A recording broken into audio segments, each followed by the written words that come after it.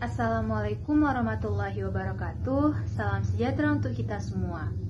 Kami dari kelompok 6 kelas D, mata kuliah pengantar Psikologi Universitas Islam Riau. Kelompok ini beranggotakan saya sendiri, Amalia Noni Sanjana, dengan NPM 218110215, Vina Ajeng Kartini dengan NPM 218110092, Muhammad Rausan dengan NPM 218110201, dan juga Ristia Desdiana dengan NPM 218110220. Pada video presentasi kali ini, kami akan menganalisis sebuah film yang merupakan tugas kelompok dengan Ibu dosen pembimbing, Ibu Syarifah Faradina, MA PhD.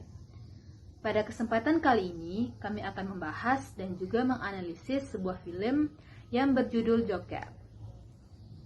Pastinya Anda semua sudah pernah mendengar, tidak asing, atau juga sudah menonton film ini, bukan? Film Joker merupakan tontonan bergenre psikologi karya sutradara Todd Phillips yang ia tulis bersama Scott Silver berdasarkan karakter salah satu musuh EVOS superhero Batman. Sejak tayang perdana di Indonesia pada 2 Oktober 2019 lalu, film ini masih menjadi topik pembicaraan yang panas, lantaran disebut-sebut memiliki dampak cukup besar bagi psikologis penontonnya. Film ini berkisah tentang sosok Arthur Fleck alias Joker, seorang badut pembawa papan iklan berusia 40 tahun yang diperankan begitu baik oleh aktor berkebangsaan Amerika Serikat Joaquin Phoenix. Arthur Fleck berjuang mencari jati diri di kota Gotham. Ia bekerja sebagai badut, dan sesuai dengan perkataan ibunya, tujuan hidupnya adalah membuat orang tertawa. Tetapi hidup Fleck begitu kelam, hidupnya kacau balau. Ia dikisahkan menderita kelainan otak yang menyebabkan dirinya tertawa pada waktu yang tidak tepat. Profesinya sebagai badut yang juga bertugas memegang papan penanda jalan, membuatnya mengalami perundungan, bahkan sampai terkapar di gang. Arthur Fleck tampak terbiasa diperlakukan tidak adil oleh lingkungan sekitarnya. Analisis film Joker melalui teori psikologi kepribadian. Teori pertama yaitu teori behavioristik. Teori psikologi kepribadian ini pada akhirnya diperoleh dari belajar pada lingkungan. Ilmuwan yang mengemukakannya adalah J.B. Watson, B.F. Skinner, E.L. Thorndike, dan Ivan Pavlov. Para ahli yang mengemukakan teori yang satu ini telah melakukan berbagai penelitian dan menemukan bahwa segala tingkah laku manusia didapatkan dari proses belajar yang berasal dari lingkungannya. Sejak awal sampai pertengahan film Joker ini diperlihatkan kehidupan Arthur, sang pemeran utama Joker yang menyedihkan. Mulai dari kehidupan keluarganya yang miskin sampai dengan lingkungan sosial yang cenderung mengabaikannya. Dan juga tempat-tempat kumuh di sekitar lingkungan Arthur yang berpengaruh besar terhadap kondisi psikis dan kelainan yang dialaminya. Teori yang kedua, teori kognitif, adalah ilmu mengenai cara kita berpikir.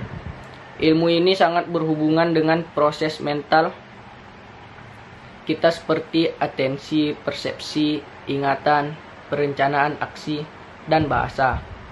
Pemikiran yang berhubungan dengan konsep ini bisa terjadi secara sadar dan tidak sadar. Di dalam film Joker, banyak menampilkan adegan-adegan tokoh Arthur Fleck yang seringkali tiba-tiba tertawa dan mengeluarkan ekspresi yang berbeda dengan suasana hati dan perasaannya. Hal ini dikarenakan ia menderita penyakit gangguan mental jenis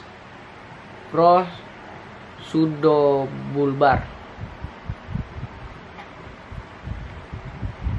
Dibuktikan saat Arthur Fleck selalu membawa kartu yang berisikan penjelasan dari penyakit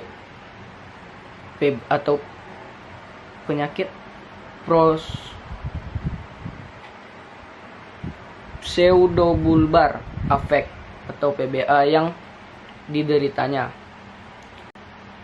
agar orang-orang di sekitarnya dapat mengerti dan memahami penyakit yang sedang dialaminya.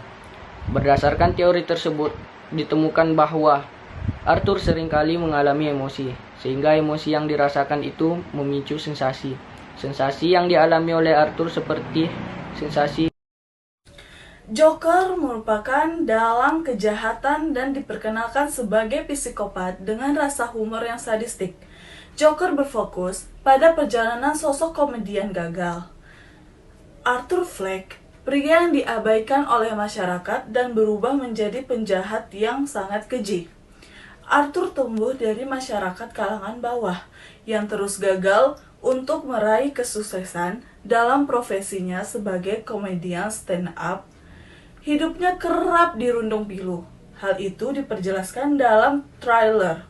Kala berusaha menghibur seorang anak kecil di dalam bus, sekalipun raut muka Arthur Fleck terlihat sedang diliputi rasa kecewa dan rasa putus asa, ia kemudian dihardik oleh ibu si anak karena dianggap mengganggu.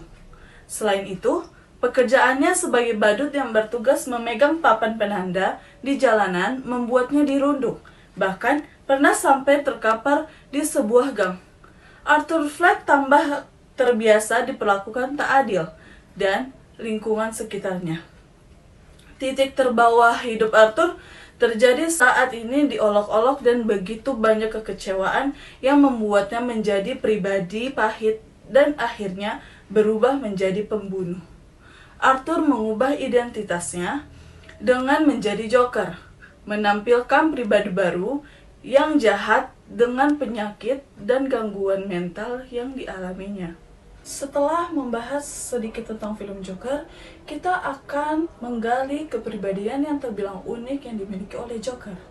Kepribadian ini mirip dengan seorang pengidap skizofrenia, pathological laughter and crying atau PLC, atau juga pseudobulbar affect ini PBI, serta depresi yang berpengaruh terhadap cara orang tersebut bertindak, berekspresi, dan berpikir, serta cara berinteraksi dengan orang lain. Kalian tahu nggak sih ada di mana adegan Arthur sedang berkonsultasi dengan petugas kesehatan? Ia mengungkapkan telah meminum 7 obat dan minta ditambahkan dosisnya. Arthur sendiri juga mengatakan bahwa ia suka lebih di rumah sakit daripada di dunia luar. Itu termasuk ke dalam gangguan skizofrenia, yaitu gangguan kejiwaan kronis ketika pengidapnya mengalami halusinasi, delusi, kekacauan dalam berpikir, dan perubahan sikap. Umumnya, pengidap skizofrenia ini mengalami gejala psikosis, yaitu kesulitan membedakan antara kenyataan dengan pikiran pada diri sendiri. Adapun beberapa faktor yang disinyalir menjadi penyebab dari masalah gangguan ini, yaitu faktor genetik yang dimana ibu Arthur juga mengalaminya. Yang kedua, komplikasi kehamilan dan persalinan. Yang ketiga, faktor kimia pada otak. Gejala awal skizofrenia bisa berupa, yang pertama, perasaan yang mudah tersinggung atau tegang. Yang kedua, kesulitan berkonsentrasi. Yang ketiga, kesulitan tidur. Yang keempat, berekspresi datar. Yang kelima, berhalusinasi. Dan yang keenam, delusi. Saat penyakit ini terus berlanjut, orang tersebut mungkin memiliki masalah dengan pemikiran, emosi, dan perilaku. Termasuk yang pertama itu mendengar atau melihat hal-hal yang tidak ada, disebut halusinasi. Yang kedua, mengurangi emosi dalam nada suara atau berekspresi wajah. Yang ketiga, masalah dengan pemahaman dan pengambilan keputusan. Yang keempat, masalah memperhatikan dan menindaklanjuti aktivitasnya. Serta keyakinan yang dipegang kuat pada sesuatu hal yang tidak nyata dan berbicara dengan cara yang tidak masuk akal. 2. Pseudobulbar affect atau PBA adalah suatu kondisi di mana seseorang tiba-tiba tertawa atau menangis tanpa dipicu oleh sebab apapun. PBA disebut juga sebagai pathological laughter and crying atau PLC. Ada beberapa gejala yang menunjukkan seseorang terkena PBA. Tangis dan tawa penderita pseudobulbar affect memiliki karakteristik yang berbeda dengan gangguan mental ini. Misalnya depresi atau gangguan bipolar. Yaitu yang pertama, tertawa dan menangis secara tidak terkendali dan berlebihan. berbeda dengan tawa dan tangis pada orang normal. 2. Tawa dan tangis tidak dipengaruhi oleh suasana hati, sehingga penderita PBA dapat menangis atau tertawa meski tidak sedang merasa sedih atau lucu. Juga dalam situasi yang menurut orang normal tidak sedih atau lucu. Belum diketahui secara pasti apa yang menyebabkan pseudobulbar affect, akan tetapi ada dugaan bahwa PBA disebabkan oleh kerusakan pada bagian otak yang mengontrol emosi serta adanya perubahan pada zat kimia otak. Hal ini karena penyakit PBA biasanya muncul pada orang-orang yang mengalami gangguan saraf sebagai berikut: cedera kepala, stroke, epilepsi, penyakit Parkinson, tumor otak, dan multiple sklerosis. 3. Depresi. Depresi adalah gangguan suasana hati yang ditandai dengan perasaan sedih yang mendalam dan rasa tidak peduli. Semua orang pasti pernah mengalami depresi. Seorang dinyatakan mengalami depresi jika sudah 2 minggu merasa sedih, putus harapan, atau tidak berharga. Depresi yang dibiarkan berkelanjutan dan tidak ada mendapatkan penanganan bisa menyebabkan terjadinya penurunan produktivitas kerja, gangguan hubungan sosial, hingga munculnya keinginan bunuh diri. Depresi bisa menyerang siapa saja, termasuk wanita. Depresi pada wanita sering dikaitkan dengan perubahan hormonal, termasuk menstruasi, kehamilan, setelah kehamilan, atau menopause. Ada ciri-ciri psikologi dan fisik yang menunjukkan seseorang mengalami depresi. Ciri-ciri psikologi seseorang yang mengalami depresi adalah 1. Mengalami kecemasan dan kekhawatiran yang berlebihan. 2. Tidak stabil secara emosional. 3. Merasa putus asa atau frustasi. Ciri-ciri fisik dari seseorang yang mengalami depresi adalah 1. Selalu merasa lelah. 2. Mengalami pusing dan rasa nyeri tanpa penyebab yang jelas. 3. Menurunnya selera makan. 4. Gangguan kepribadian antisosial atau psikopat. Psikopat atau disebut juga dengan kepribadian antisosial seringkali tidak disadari keberadaannya. Orang-orang dengan gangguan ini dikenal tidak memiliki hati nurani dan kerap melakukan tindakan yang merugikan orang lain. Dengan mengenal gejala dan ciri-cirinya, jadi sebaiknya harus berhati-hati. Psikopat umumnya sulit terdeteksi karena penderitanya dapat terlihat berpenampilan menarik, bahkan cenderung mudah disukai orang. Psikopat merupakan gangguan kepribadian yang ditandai dengan beberapa ciri-ciri, seperti perilaku antisosial, tidak memiliki empati, temperamen yang sulit diprediksi, tidak memiliki rasa bersalah. Penyebab seseorang menjadi psikopat belum diketahui secara pasti, namun gangguan kepribadian ini diduga muncul karena pengaruh genetik, perubahan fungsi otak, dan pengalaman traumatis pada masa kecilnya. Hal ini karena seorang psikopat biasanya tumbuh dari latar belakang keluarga yang tidak harmonis. Diagnosis psikopat juga akan dapat ditentukan berdasarkan hal-hal berikut. 1.